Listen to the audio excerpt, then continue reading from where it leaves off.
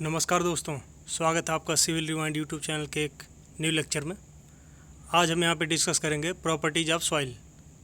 तो properties of soil में हम जो डिफरेंट फार्मूले सॉइल के यूज़ होते हैं, water content, specific gravity, void ratio, air content, ये सब चीज़ों को हम कि फार्मूला क्या है इसका हम डिस्कस करेंगे। और उसके बाद फिर हम नेक्स्ट पार्ट में इसमें डिस्कस करेंगे हम क्लासिफिकेशन ऑफ सॉइल को। तो शुरू करते हैं। तो ठीक है, प्रॉपर्टीज ऑफ सॉइल में हम देखते हैं, पहला होता है वाटर कंटेंट। आपको बेसिक चीज़ें तो सारी पता ही होंगी, आपको बस एक बार रिवाइज करवाना है। तो वाटर कंटेंट क्या होता है? वाटर कंटेंट आपका होता है wait of water upon weight of soil solid into 100, WW/WS into 100। और वाटर कंटेंट हमेशा क्या होता है, या तो जीरो होगा या जीरो से बड़ा होगा, मतलब जीरो से कम नहीं हो सकता, जीरो होगा या जीरो से बड़ा होगा। तो ये होता है आपका वाटर कंटेंट। और अब ये भी पूछ सकता है कि आपका वाटर कंटेंट कभी आपका 100% मतलब 100% से ज़्यादा हो सकता है कि नहीं हो सकता। तो वाटर कंटेंट देखो आप क्या WW/WS है। तो अब ये टोटल सॉलिड के टर्म में है ना, कि सॉलिड मतलब नीचे WS है। तो ऐसा हो कि WS मान लो हो आपका, WS आपका 2 ग्राम हो, और वाटर उस सॉलिड में आपका जो है, उस सॉइल मास में आपका वाटर है 4 ग्राम। तो यहाँ पे वाटर कंटेंट आपका क्या 200% आ गया कि नहीं? इसका मतलब वाटर कंटेंट जो आपकी वैल्यू है, W की वैल्यू, ये आपकी 100% से ज़्यादा भी आ सकती है। और इसी वाटर कंटेंट को हम क्या करते हैं, एक और टर्म में, मतलब एक और तरीके से हम डिनोट कर सकते हैं इसी सेम चीज़ को। कैसे? हम टोटल वेट ऑफ सॉइल मास के टर्म में भी डिनोट कर सकते हैं। तो उसमें हम क्या W' उसको डिनोट करेंगे, W' equal to WW upon WT into 100। और W' से आपको W निकालना है, तो क्या होगा, W इक्वल टू हो जाएगा W' upon 1 minus W' into 100। ये तो वाटर कंटेंट का हो गया। अब चलते हैं वाइड रेशियो। वाइड रेशियो क्या होता है? वाइड रेशियो होता है volume of wide upon volume of soil solid. ये होता है आपका वाइड रेशियो, मतलब कितने उसमें वाइड कितने हैं इन with respect to volume of soil solid. तो ये होता है वाइड रेशियो है। वाइड रेशियो क्या होगा? हमेशा जो आपका सॉइल है, सॉइल में वाइड कभी भी मतलब वाइड आपके कभी जीरो नहीं होंगे, क्योंकि सॉइल है ना, ये कोई क्या कहते हैं, आपका स्टील या ऐसा कुछ सॉलिड नहीं है कि इसमें वाइड कहीं जीरो हो जाए। ये एक प्रैक्टिकल सिनेरियो। तो प्रैक्टिकल सिनेरियो में जो होगा आपका, प्रैक्टिकल केस में आपका कभी वाइड रेशियो सॉइल का जीरो नहीं होगा। तो इसलिए हमेशा वाइड रेशियो जो होता है, मतलब कुछ ना कुछ वाइड तो रह ही जाएगा। तो चाहे आप जितने भी डेंसस स्टेट में इसको रख लें, तो इसलिए इसका वाइड रेशियो जो होता है सॉइल का, हमेशा ग्रेटर देन जीरो होता है। और आपका 100 से मतलब 1 से भी ज़्यादा हो सकता है वाइड रेशियो, 1 भी हो सकता है, 2 भी हो सकता है, और 3 भी हो सकता है। अब ये भी देख लो, इसका एक ट्रिक क्या है भाई, 1 से ज़्यादा होगा कि नहीं, या 1 या 100% ज़्यादा होगा कि नहीं। यदि नीचे आपका सॉलिड का टर्म आ रहा है, सॉलिड का टर्म नीचे आ रहा है, चाहे वॉल्यूम चाहे वेट जो भी, तो वो वाली आपकी जो क्वांटिटीज़ हैं उनकी 100 से ज़्यादा हो सकती हैं। परसेंटेज में लिखा तो 100% ज़्यादा हो सकती है, यदि रेशियो में लिखा है तो 1 से ज़्यादा हो सकती है वो वैल्यू। तो ये रूल है, थंब रूल। और यदि आपका नीचे टोटल वेट के टर्म में लिखा है, जैसे आपको नेक्स्ट आपका देखने में आएगा पोरोसिटी। तो पोरोसिटी क्या होता है?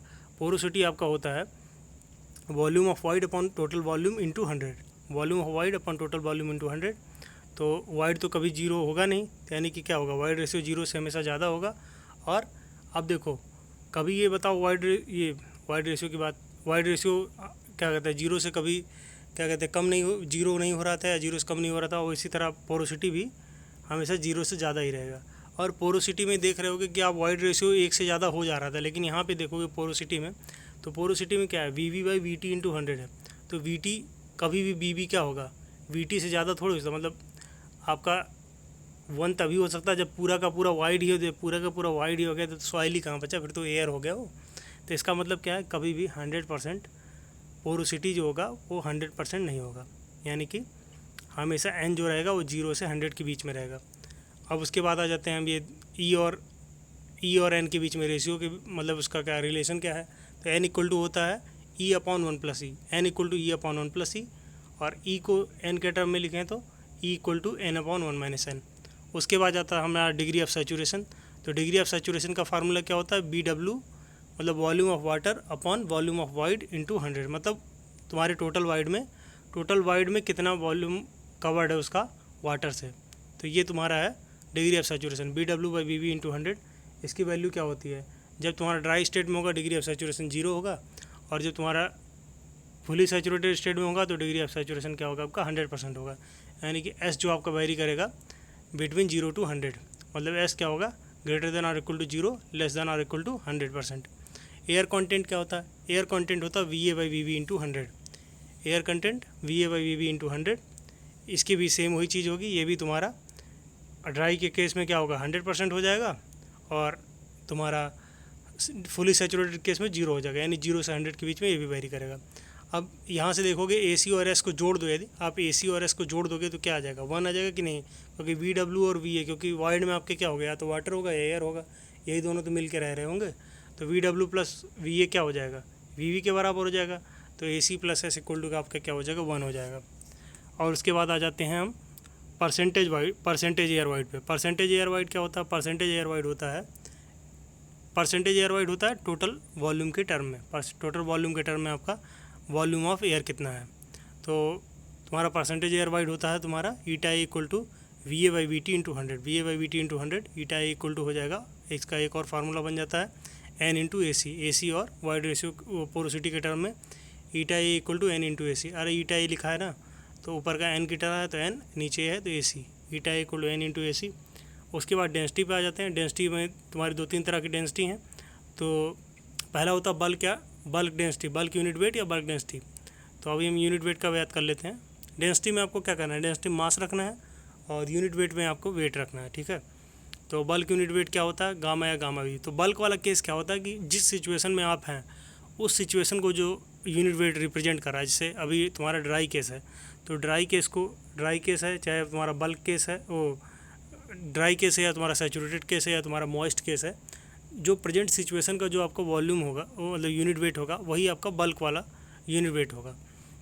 यानी बल्क यूनिट वेट क्या होता है, weight of soil mass in existing condition upon total volume of soil मास। मतलब एग्जिस्टिंग कंडीशन में तुम्हारा वेट क्या है सॉइल मास का अपॉन टोटल वॉल्यूम सॉइल मास का क्या है, मतलब WT अपॉन VT। ये हो गया आपका बल्क यूनिट वेट। तो अब आ जाता दूसरा क्या होता है, सैचुरेटेड यूनिट वेट। तो सैचुरेटेड यूनिट वेट में क्या होता है, सैचुरेटेड में आपका फुली सैचुरेटेड है आपका सॉइल, तो सैचुरेटेड पूरा सॉइल है तो तुम्हारा क्या हो जाएगा उस समय गामा सैचुरेटेड इक्वल टू हो जाएगा W सैचुरेटेड, यानी कि saturated weight upon total volume, तो W सैचुरेटेड अपॉन BT हो जाएगा। और उसके बाद होता है आपका ड्राई यूनिट वेट आपका होता है WD/VT। तो WD यानी ड्राई वेट क्या होता है, ड्राई वेट आपका सॉलिड का ही तो वेट होगा, एयर का तो नेग्लिजिबल वेट होता है। तो गामा डी को आप लिख सकते हो WD/VT इक्वल टू आप WS/VT भी लिख सकते हो। गामा एस क्या होता है, unit weight of soil solid का वेट जो होता है आपका weight of soil solid upon volume of soil solid. अभी तक जो इतना आपने पढ़ा था उसमें नीचे क्या आ रहा था, टोटल वॉल्यूम आ रहा था, लेकिन आपका जो गामा एस है वहाँ पे क्या आ रहा है, सॉइल सॉलिड का वॉल्यूम आ रहा है, तो WS/VS। उसके बाद एक होता है सबमर्ज्ड यूनिट वेट, ये गामा डैश इक्वल टू होता है आपका W submerged upon VT equal to हो जाएगा तुम्हारा, इसको और एक तरह से लिख सकते हैं गामा सैचुरेटेड के केस टर्म में gamma saturated minus gamma W भी लिख सकते हैं इसको। तो अब देखते हैं कि कौन कौन से यूनिट वेट की कितना वैल्यू होती है और कौन सबसे बड़ा होता है कौन छोटा होता है।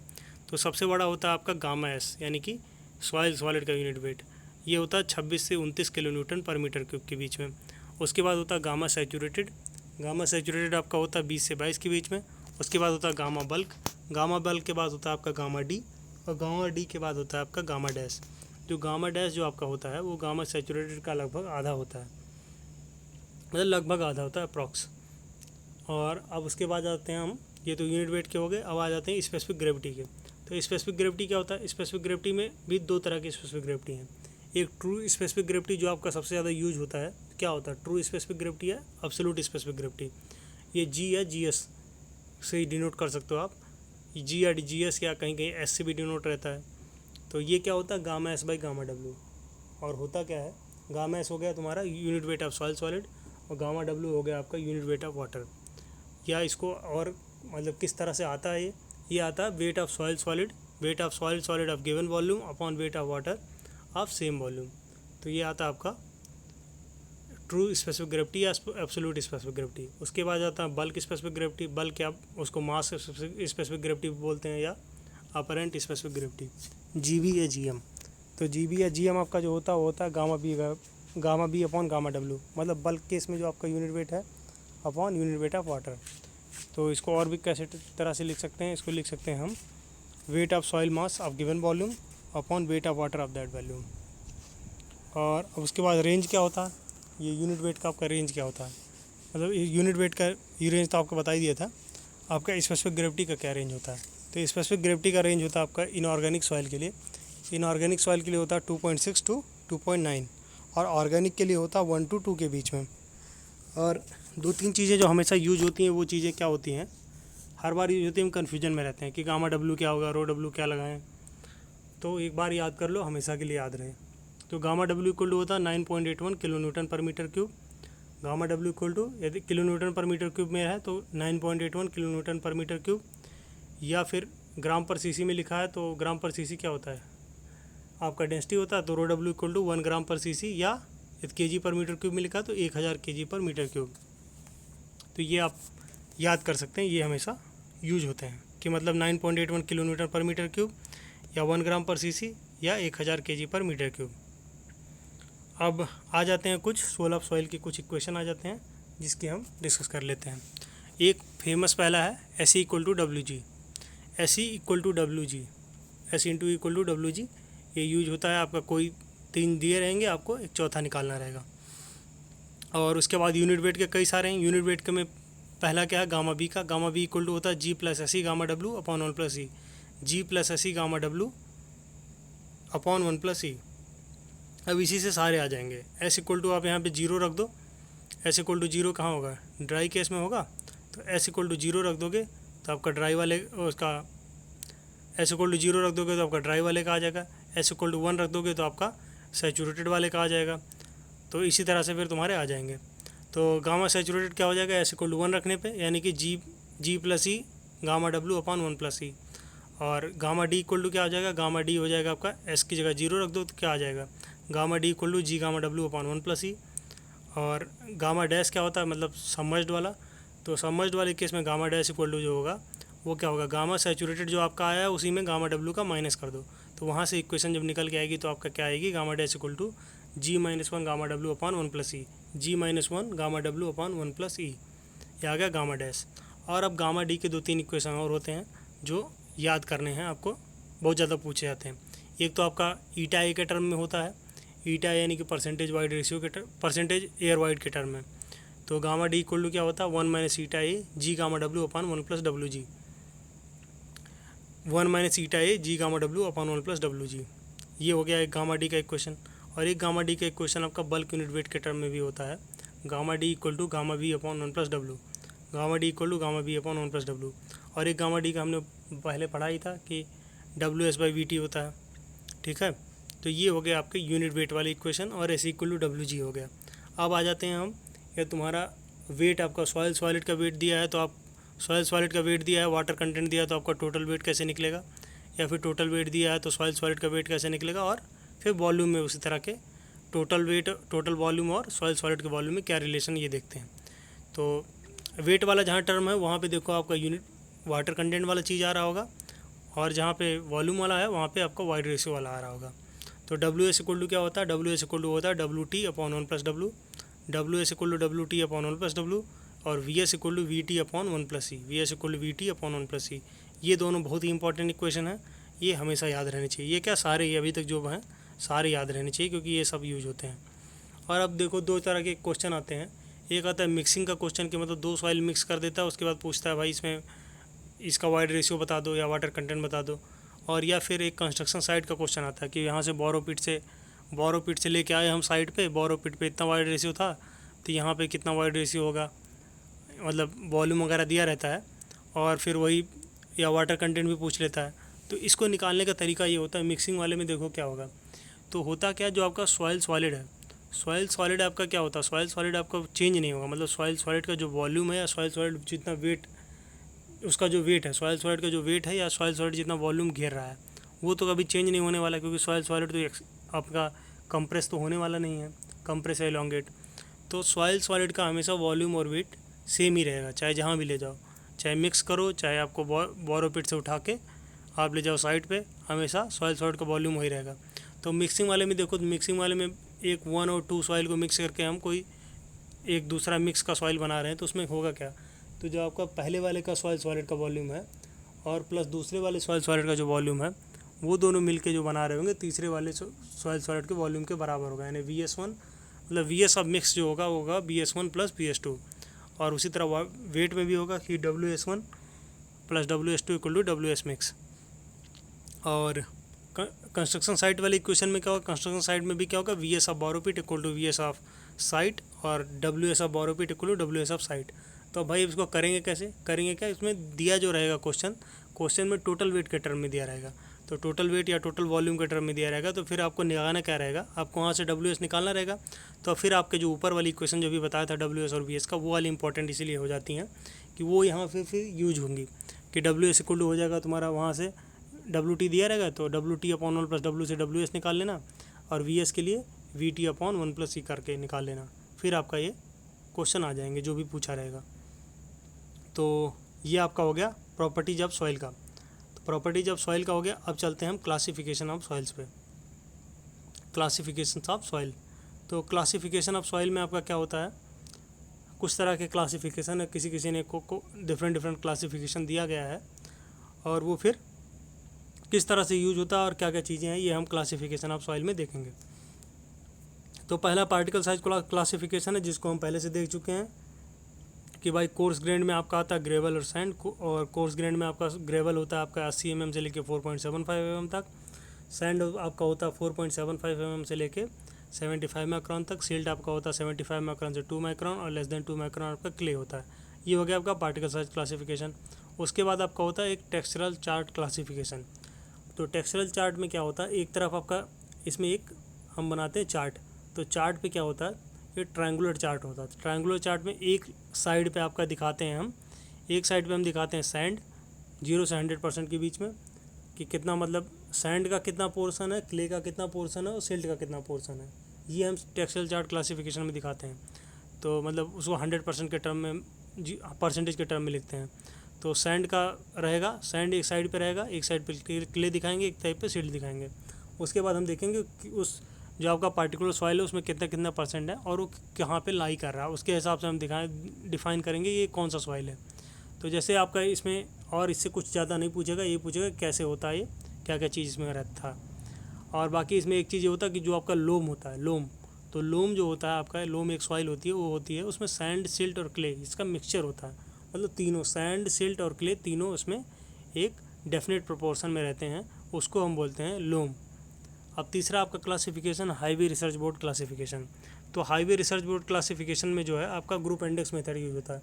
तो ग्रुप इंडेक्स क्या होता है, ग्रुप इंडेक्स होता है तुम्हारा 0.2a, इसका फार्मूला होता है 0.2a, अभी ABCD बता देंगे क्या है, 0.2a plus 0.005 AC plus 0.01 BD, 0.2a plus 0.005 AC plus 0.01 BD, ये हो गया आपका ग्रुप इंडेक्स का फार्मूला। ये होता है 0 से 20 के बीच में वैल्यू होती है। यदि ग्रुप इंडेक्स आपका ज़्यादा आता है तो पोरर सॉइल है, और ग्रुप इंडेक्स यदि आपका कम आता है तो आपका ठीक सॉइल है। तो अब इसके लिए फिर वो भी एक चार्ट भी है कि कितने से कितने पे अच्छा होता है, मतलब फाइन है, कितने पे फेयर है, पुअर है। तो बहुत जगह बैरी भी करता है, इसलिए हमने उसको लिखा नहीं क्योंकि कन्फ्यूजन होता है, किसी बुक में कहीं कुछ लिखा है, किसी में कुछ लिखा है कि इतने से इतने के बीच में है। तो आप एक इसमें रेफ़र कर लेना भाई, जो आपको अच्छा लगे। तो नहीं तो हम अगले नेक्स्ट लेक्चर में इसको हम प्रोवाइड भी कर देंगे। तो अब ABCD क्या होता है, ए होता है आपका portion passing through 75 micron minus 35, मतलब आप परसेंटेज निकाल लो, तो जितना परसेंट आप पोर्शन पास कर रहा है 75 माइक्रॉन सीप से माइनस 35, वो आपका आ जाएगा A वैल्यू। और B वैल्यू क्या होगी, पोर्शन पासिंग थ्रू 75 माइक्रॉन सीप माइनस 15। अब ये दोनों ही वैल्यू हमारा क्या होना चाहिए, 40 से, A और B दोनों वैल्यू 40 से ही ज़्यादा नहीं आनी चाहिए। और C क्या होता है, C होता है तुम्हारा लिक्विड लिमिट माइनस 40, और D होता है तुम्हारा IP माइनस 10। ये दोनों वैल्यू C और D आपकी 10 से ज़्यादा नहीं आनी चाहिए, और 20 से ज़्यादा नहीं आनी चाहिए, ठीक है। ABCD हो गया। अब आ जाते हैं हम इंडियन स्टैंडर्ड क्लासिफिकेशन सिस्टम पे। तो इंडियन स्टैंडर्ड क्लासिफिकेशन सिस्टम आपका जो है ये इसमें क्या होता है, इसमें हम बहुत ज़्यादा डीप में, मतलब क्या कहते हैं, हम उसको खोल देंगे पूरा, कि मतलब बहुत ज़्यादा डीपली हम इसमें स्टडी करेंगे किस तरह से हमें क्लासिफिकेशन करना है। तो इसमें क्लासिफिकेशन करने के लिए हम पहले इसको डिवाइड करते हैं कोर्स ग्रेड और फाइन ग्रेड में। कि तुम्हारा हम सॉइल लिए, तो सॉइल में हम क्या करते हैं, हम पहले सीव लगाते हैं। सीव लगाते हैं हम कौन सा, 75 माइक्रोन का सीव नीचे लगाते हैं, उसके ऊपर 4.75 mm का सीव लगाते हैं। तो आप जानते ही हैं आपके 4.75 mm से ऊपर वाला जो आपका जो सॉइल सॉलिड होते हैं आपके क्या होते हैं, सॉइल ग्रेवल होता है। और 75 से जो आपका सीव से नीचे जा रहा है और मतलब 4.75 mm से जो आपका नीचे जा रहा है और 75 माइक्रोन पर रिटेन हो जा रहा है, वो आपका होता है सैंड। और उसके नीचे जो आएगा वो आपका आएगा, यदि उससे 75 माइक्रोन से जो नीचे आएगा वो आपका क्या आ जाएगा, फाइन पार्टिकल्स होंगे, फाइन सॉइल्स होंगे। तो उससे हम परसेंटेज फाइनेस निकाल लेंगे। ठीक है, तो हम इसमें करते क्या है कि सॉइल पासिंग है तुम्हारा पहले कोर्स ग्रेड या सोर्स फाइन ग्रेड में मतलब हम डिफाइन करते हैं। तो तुम्हारा soil passing through 75 micron is less than और इक्वल टू 50% है। Soil passing through 75 micron is less than और इक्वल टू 50% है, तो हम उसको क्या बोलते हैं, कोर्स ग्रेड। ये तुम्हारा सॉइल पासिंग थ्रू 75 माइक्रोन यानी कि परसेंटेज फाइनेस ही बोल रहे हैं। Soil passing through 75 micron greater than 50% है, तो उसको हम फिर फाइन ग्रेड बोलेंगे। तो पहले हम कोर्स ग्रेड वाले के देखते हैं। फिर कोर्स ग्रेड में हम देखेंगे कि भाई ग्रेवल है प्रीडोमिनेंट कि सैंड है। तो यदि ग्रेवल वाला पोर्शन आपका सैंड से ज़्यादा है या सैंड से बड़ा है या सैंड के बराबर है, ग्रेवल ग्रेटर देन और इक्वल टू सैंड, तो हम उसको ग्रेवल बोलेंगे। या तुम्हारा सैंड ग्रेवल से ज़्यादा है तो हम सैंड बोलेंगे। उसके बाद आ जाते हैं हम, ये तो ग्रेवल सैंड डिफाइन हो गया। उसके बाद अब कुछ फाइन पार्टिकल्स भी तो होंगे। मान लो 80% आ गया कि टोटल बड़े हैं, 20% फाइनर आ गया, तो 20% भी आ सकता है, 5% भी आ सकता है, आपका 30% भी आ सकता है, ऐसा आ सकता है ना 50, क्योंकि 50 से ऊपर है कोर्स ग्रेड। उसके बाद तो क्या होगा, कुछ फाइन ग्रेड होंगे, तो उसके हिसाब से फिर डिफाइन होगा आगे और चीज़ें। ये आपका परसेंटेज फाइनेस, अब परसेंटेज फाइनेस कितना है इसके हिसाब से होगा कि भाई उसको इंपॉर्टेंस देना है कि नहीं देना है।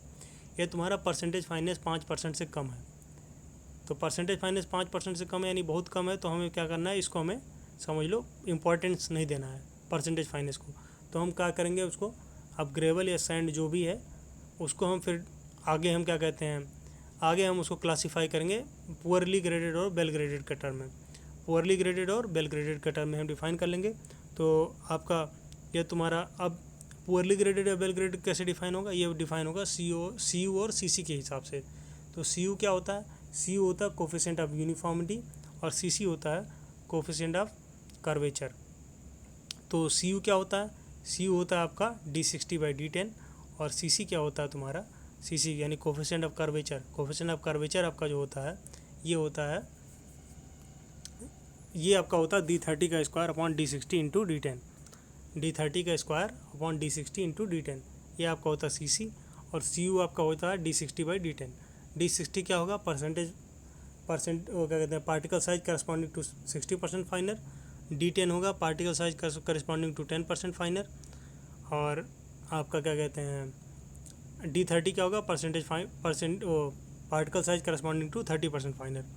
तो अब इसमें होता क्या, CU यानी आपका जो CU कोफिशिएंट ऑफ यूनिफॉर्मिटी जो होता है, ये आपका डिफाइन करता है पार्टिकल का रेंज, पार्टिकल साइज का रेंज डिफाइन करता है।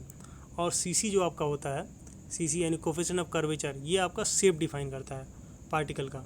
इसको हमने डीप में लिखा नहीं है लेकिन आप यहाँ पे बता दे रहे हैं। अब इसमें क्या होता है, वेल ग्रेडेड और पुअरली ग्रेडेड के अलग अलग वैल्यू होती हैं। जैसे आपका कोफिशिएंट ऑफ यूनिफॉर्मिटी का, तो कोफिशिएंट ऑफ यूनिफॉर्मिटी का क्या होता है कि वेल ग्रेडेड के लिए आपका यदि तुम्हारा ग्रेवल है तो ग्रेवल के लिए आपका वेल ग्रेडेड के लिए होना चाहिए 4 से ज़्यादा, मतलब CU 4 से ज़्यादा है तो तुम्हारा वेल ग्रेडेड होगा CU के हिसाब से।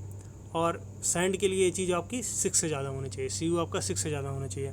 और CC में क्या होगा, CC में यदि आपका ग्रेवल है, मतलब ग्रेवल है चाहे सैंड है, दोनों के केस में ही आपका क्या होना चाहिए, CC यदि तुम्हारा वेल ग्रेडेड है तो आपका CC आपका होना चाहिए 1 से 3 के बीच में, मतलब 1 और 3 को इंक्लूड करके, यानी CC should be greater than और इक्वल टू 1, लेस देन और इक्वल टू 3। और उसके अलावा यदि कुछ वैल्यू है तो तुम्हारा पुअरली ग्रेडेड में आ जाएगा CC के अकॉर्डिंग। तो दोनों के अकॉर्डिंग हम चेक करेंगे। यदि आप देखो, अब वेल ग्रेडेड हम जैसे मान लो हमारा ग्रेवल निकल के आया, तो वेल ग्रेडेड ग्रेवल होने के लिए अब उसको क्या होना पड़ेगा, CU के हिसाब से यानी CU ग्रेटर देन 4 होना पड़ेगा और CC 1 से 3 के बीच में होना पड़ेगा, यानी दोनों के हिसाब से वेल ग्रेडेड होना पड़ेगा। और उसके बाद पुअरली ग्रेडेड में क्या होगा, पुअरली ग्रेडेड में ये चीज़ इसके यानी CU तुम्हारा लेस देन 4 हो जाएगा और CC तुम्हारा क्या हो जाएगा 1 से 3 के बीच में नहीं रहेगा। और यही सैंड होता तो सैंड में तुम्हारा CU जो हो जाता वो 6 से बड़ा होना पड़ता। अब ये तो हो गया परसेंटेज फाइनेंस लेस देन 5% के लिए।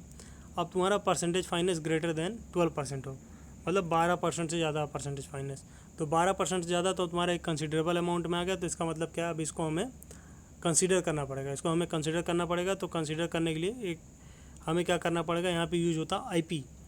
तो आईपी यूज होता है। तो आईपी के हिसाब से क्या करते हैं, आईपी तुम्हारा आईपी के हिसाब से देखने के लिए पहले हम प्लास्टिसिटी चार्ट को स्टडी करते हैं। तो हमें प्लास्टिसिटी चार्ट दिया एक कैसाग्रांडे ने। तो कैसाग्रांडे ने एक प्लास्टिसिटी चार्ट दिया। तो उसमें क्या बताया कैसाग्रांडे ने कि हम एक वाई एक्सिस पे आईपी रखते हैं, यानी कि तुम्हारा प्लास्टिसिटी इंडेक्स रखते हैं, और एक्स एक्सिस पे हम रखते हैं लिक्विड लिमिट WL। उसके बाद हम चार्ट बनाते हैं सॉइल का। तो हमें जो चार्ट में मिलता है वो मिलता ये है कि 2-3 लाइंस मिलती हैं, कुछ लाइंस मिलती हैं और फिर डिफरेंट जोन्स मिलते हैं। तो पहले हम लाइंस स्टडी कर लेते हैं, उसके बाद फिर जोन्स देखते हैं। तो लाइंस में 2 लाइन आपको दिख रहे होंगे, एक यू लाइन है और एक ए लाइन है।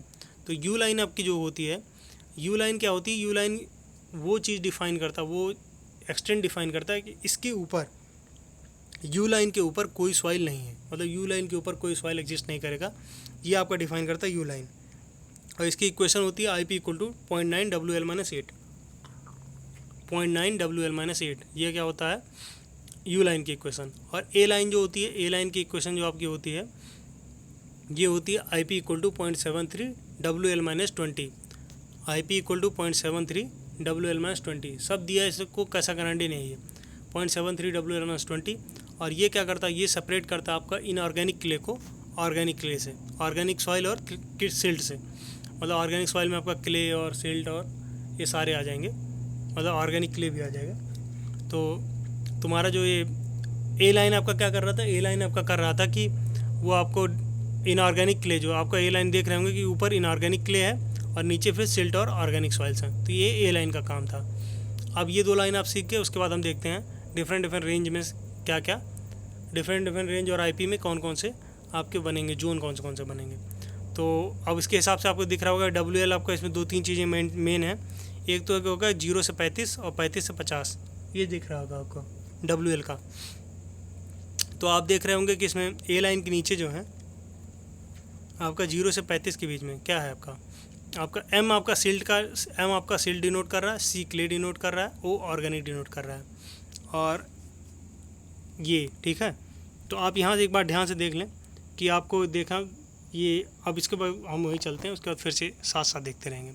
तो परसेंटेज फाइनेंस ग्रेटर देन 12% में हम देखते हैं कि IP ग्रेटर देन 7% है। इधर IP ग्रेटर देन 7% एक केस बनेगा, एक केस बनेगा IP लेस देन 4%, और एक केस बनेगा IP बिटवीन 4 to 7%। तो IP ग्रेटर देन 7% है, तो आप क्या कह सकते हो, IP ग्रेटर देन 7% या एबव ए लाइन है। IP ग्रेटर देन 7% है या एबव ए लाइन है। तो IP ग्रेटर देन 7% है, यानी कि इसके ऊपर है, 7% के ऊपर, या एबव ए लाइन है। तो क्या होगा, हमेशा क्ले होगा कि नहीं होगा, क्ले होगा ना। तो उस समय हम बोल सकते हैं कि भाई ये ग्रेवली, मतलब क्ले ही ग्रेवल है। मतलब लिखने में हम क्या लिखेंगे, हम टोटल में क्या कहते हैं, जब पूरा फुल फॉर्म लिखेंगे तो फुल फॉर्म में हम लिखेंगे उसका क्ले ही ग्रेवल। लेकिन जब उसको शॉर्ट फॉर्म में लिखेंगे तो जो आपका मेन चीज़ रहेगा वो आगे रहेगा, और जो मतलब छोटा वाला, मतलब जो स्मॉल पोर्शन वाला रहेगा वो बाद में रहेगा। तो लिखा तो GC जाएगा, लेकिन पढ़ा जाएगा क्ले ही ग्रेवल। अब इसमें क्या केस हो सकता था, IP ग्रेटर देन 7% है, IP ग्रेटर देन 7% है, लेकिन इसमें 2 केस हो सकता था कि एक ए लाइन से ऊपर, एक ए लाइन से नीचे। तो ए लाइन से ऊपर वाला तो आपको पता चलेगा क्ले है, लेकिन ए लाइन से नीचे आपका सिल्ट भी हो सकता था। तो उसमें क्या करना होगा, तो उसमें एक केस ये बन के आता कि तुम्हारा लिक्विड लिमिट 29.6% से कम है, या लिक्विड लिमिट 29.6% से कम है। तो 29.6% से कम लिक्विड लिमिट है, उसमें फिर IP ग्रेटर देन 7 है, तो हमेशा क्ले ही होगा। लेकिन IP ग्रेटर देन तुम्हारा 29 ये लिक्विड लिमिट तुम्हारा ग्रेटर देन 29.6% है, तो हमें ए लाइन को चेक करना पड़ेगा। तो ए लाइन से ऊपर आता तो क्ले होगा, और ए लाइन से नीचे आता तो आपका सिल्ट होगा। तो सिल्ट को GM से और क्ले वाले को GC वाले से डिनोट करेंगे। अब देखो, इसको इतना ज़्यादा याद करने की ज़रूरत नहीं है, इतना कहीं पूछता नहीं है। बस ये है कि अब कर रहे हैं तो इसलिए पूरा कर ले रहे हैं, बाकी इतना कहीं कुछ पूछता नहीं है। आपको एक नॉर्मल आइडिया रहना चाहिए, बस थोड़ा आइडिया। ये पूछ लेता मतलब GM लिखा है तो ये क्या होगा, या फिर वेल ग्रेडेड पुअरली ग्रेडेड के लिए CUCC क्या होता है, या किस परसेंटेज फाइनेंस में हम किसको लेते हैं, ये सब चीज़ें पूछता है। इतना अंदर तक ये नहीं पूछता कि इसके बाद ये क्या बनेगा। उसके बाद दूसरा क्या था, IP less than 4%। IP less than 4% या बिलो ए लाइन है, IP लेस देन 4%, यहाँ देखते हैं IP लेस देन 4% है और बिलो ए लाइन है, तो हमेशा क्या होगा, IP लेस देन 4% या बिलो ए लाइन होगा तो हमेशा क्या होगा, सिल्ट होगा। तो वही आपको डिनोट कर रखा है कि हमेशा सिल्ट ही होगा, यानी सिल्टी ग्रेवल, यानी कि उसको GM से डिनोट करेंगे।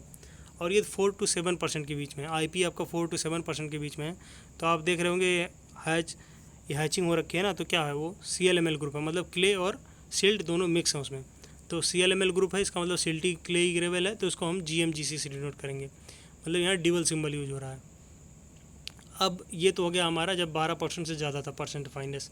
ये तुम्हारा परसेंटेज फाइनेंस 5 से 12% के बीच में हो, मतलब 5 से 12% के बीच में ही होगा। तो ये होगा कि बहुत कम भी नहीं कि हटा दो, और बहुत ज़्यादा भी नहीं है कि इसको क्या कहते हैं पूरा हम इसी के हिसाब से करें।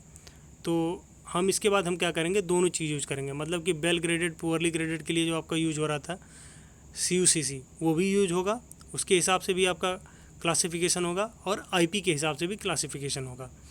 तो अब यहाँ पे क्या होगा, दोनों के हिसाब से क्लासिफिकेशन होगा। तो CUCC के हिसाब से आपका W या P आएगा, मतलब वेल ग्रेडेड या पुअरली ग्रेडेड आएगा, और IP के हिसाब से आपका आएगा सिल्ट आएगा या क्ले आएगा, यानी M या आएगा C आएगा। तो इसके हिसाब से फिर आपका डुअल सिंबल यहाँ यूज होंगे। तो डुअल सिंबल में जैसे एक एग्जांपल जैसे ले लो GWGC क्या होगा, well graded gravel with clay, well graded gravel with clay, ठीक है। ये लिखने वाला भी पूछ लेता भाई किस तरह लिखा जाएगा, तो इसको ध्यान रखो, इसलिए एक आध एग्जांपल लिख दिया है। तो GWGC क्या होगा, well graded gravel with clay. तो यहाँ पे CU क्या होगा, CUCC का आपको पता ही कितना होना चाहिए, और IP जो आपका होगा ग्रेटर देन 7% और एबव लाइन। उसी तरह आपका सैंड का होगा, मान लो लिखा है well graded sand with silt, तो क्या होगा, उसका सिंबल होगा आपका SW और SM, बीच में डैश फिर SM।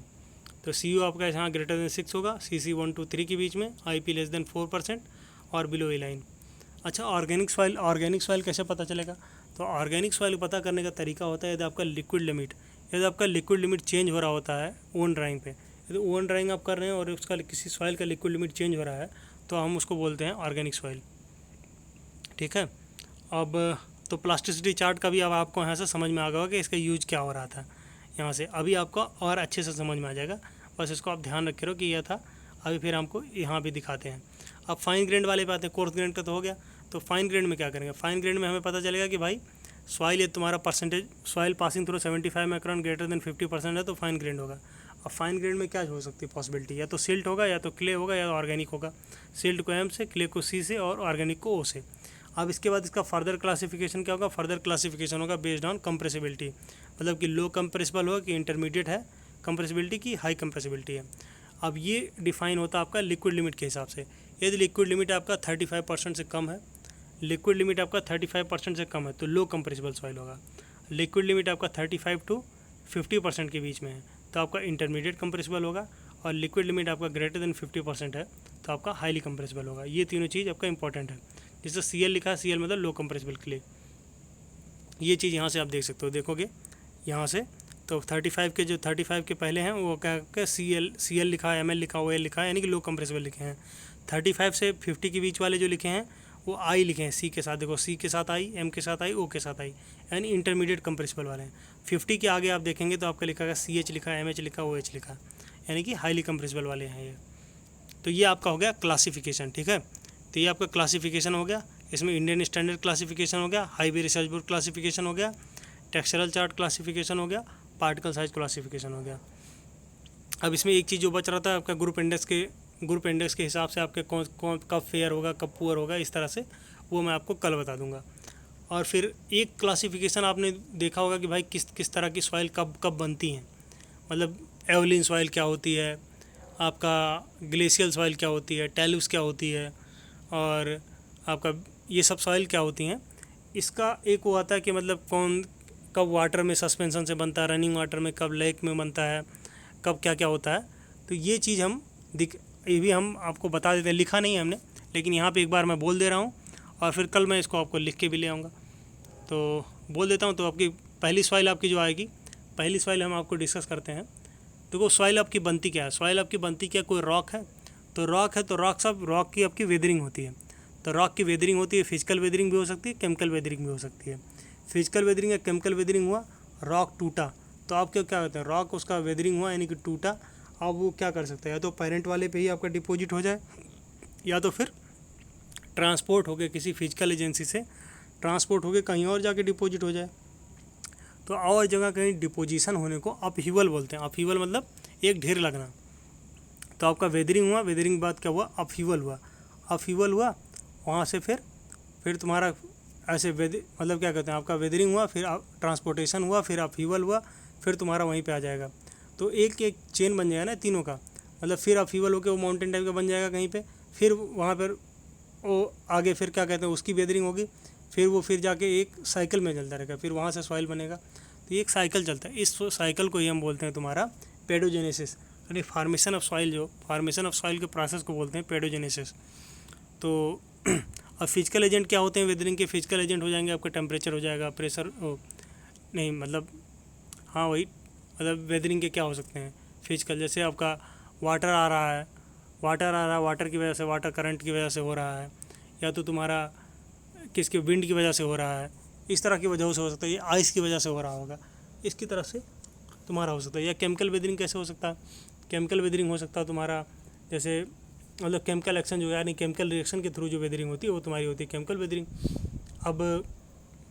अब इनसे क्या होगा, इन तरह तरह की सॉइल बनती हैं, तरह की सॉइल जो बनती हैं वो क्या क्या होती हैं, वो जैसे पहला एक सॉइल आपका जो बहुत इंपॉर्टेंट सॉइल आप पढ़ते हैं एलुवियल सॉइल।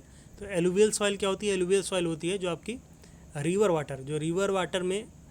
वाटर जो आपका सेडिमेंट लेके जा रहा होता है उसके जो उसके जो क्या कहते हैं डिपोजिशन से बनता है, रिवर वाटर के सेडिमेंट के डिपोजिशन से जो बनता है वो बनता है आपका एलुवियल सॉइल। तो आपके जो गंगा वाले प्लेन वगैरह हैं, रिवर के प्लेन जो होते हैं, गंगा यमुना इन सब के प्लेन से अगल बगल जो आपका सॉइल है ये आपका एलुवियल सॉइल है, एलुवियल सॉइल हो गया। और उसके बाद आपने एक बहुत इंपॉर्टेंट सॉइल पढ़ा होगा एलुवियल के बाद एक नाम आएगा आपका एवलिन सॉइल का, मान लो आ गया। तो एवलिन सॉइल क्या होता है, एवलिन सॉइल होता है जिसमें ट्रांसपोर्टेशन बाई एयर, मतलब कहीं से सॉइल उड़ के कहीं से आ रही है, तो एयर की तरह ट्रांसपोर्ट होकर जब सॉइल आती है उसको हम बोलते हैं एवलिन सॉइल। एवलिन सॉइल क्या होती है, कंप्रेसिबल सॉइल्स होती हैं, मतलब इसमें क्या होता है कि थोड़ा सा ये यदि कैल्शियम कंपाउंड्स होते हैं तो उसमें यदि वाटर आएगा तो फिर वो हाईली कंप्रेसिबल हो जाता है। तो ये होता है तुम्हारा एवलिन सॉइल का। अब एक आ जाते हैं टैलूस होता है एक, तो टैलूस होता है तुम्हारा क्या, टैलूस को कोलुवियल सॉइल भी बोलते हैं। टैलूस या कोलुवियल सॉइल क्या होता है, ये ग्रेविटी के अंदर ट्रांसपोर्टेड ड्यू टू ग्रेविटी, मतलब किसी आपका पहाड़ है तो पहाड़ पे तुम्हारा कोई वहाँ से कुछ टूटा, आपका कहीं वेदरिंग हुई और फिर वो ग्रेविटी एक्शन के थ्रू नीचे आ रहा है, ट्रांसपोर्ट हो रहा है, तो उसको हम बोलते हैं फिर वो टैलूस या कोलुवियल सॉइल। और फिर कौन सा सॉइल बचा, एक ग्लेशियल सॉइल होता है। ग्लेशियल सॉइल आपका होता है ग्लेशियर के थ्रू ट्रांसपोर्ट होता है, मतलब ये मीन्स मतलब किस मीन से ट्रांसपोर्ट हो रहा है वो उसके हिसाब से आपका बन रहा है कौन सा सॉइल है। तो टैलूस हो गया।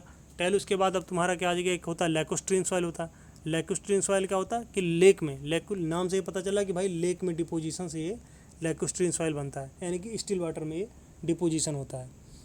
लैकोस्ट्रीन सॉइल हो गया।